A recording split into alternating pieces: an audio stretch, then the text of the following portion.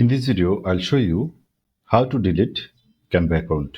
If you need to delete your Canva account, you just follow the steps what I am showing you in this video. It's very simple. Just go to the Canva homepage and you will see your Canva profile icon here, and click your profile icon, and now click the setting button, and now go to the login section, and you will see delete your account option here, and just now click the delete button.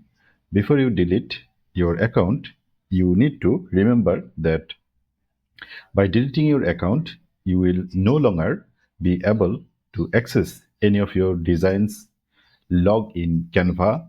Your Canva account was created just that time. My account was created in 2017, and all of my information will be deleted if I click this button. So this is very simple. By deleting this delete account button, you can delete your Canva account. Thank you so much for watching this video. If you feel this video helps you, please subscribe my channel.